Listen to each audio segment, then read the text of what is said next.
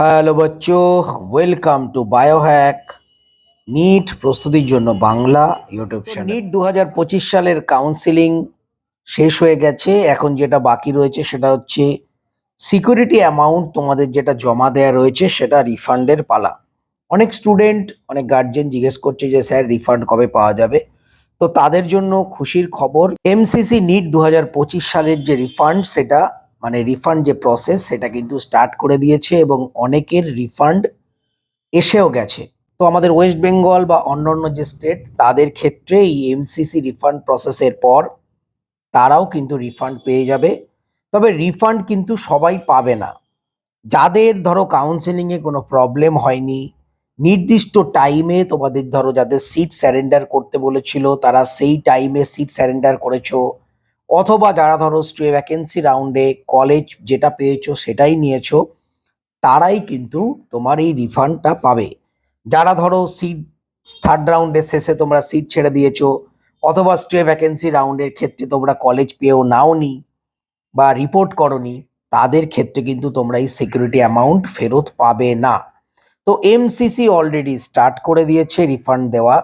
কয়েক দিনের মধ্যেই এমসিসি একটা লিস্ট জারি করবে, সেখানে ডিটেলস লেখা থাকবে কারা কারা রিফান্ড পাচ্ছে, রোল নাম্বার দেওয়া থাকবে তাতে। তো এমসিসির অফিসিয়াল ওয়েবসাইটে তোমরা এই নোটিশটা কিন্তু কয়েক দিনের মধ্যেই দেখতে পাবে।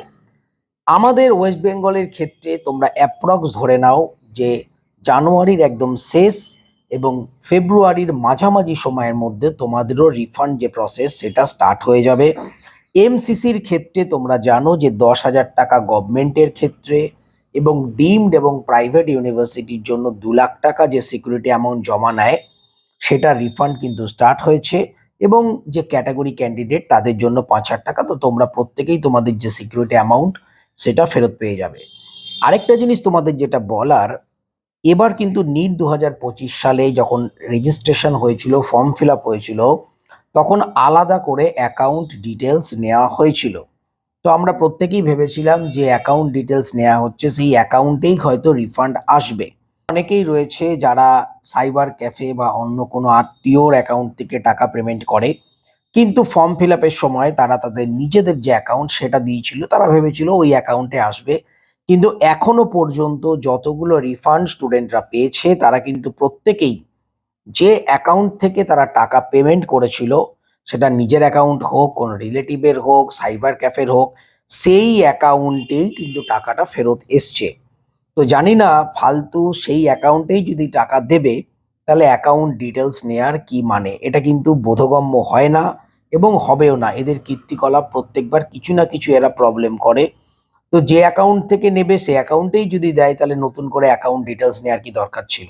তো যাই হোক, তোমরা কিন্তু এমসিসির অফিসিয়াল ওয়েবসাইটটাও দেখো, ডব্লিউবিএমসিসির অফিসিয়াল ওয়েবসাইটও দেখো যে এই রিফান্ড রিলেটেড কোনো নোটিশ আসে কিনা।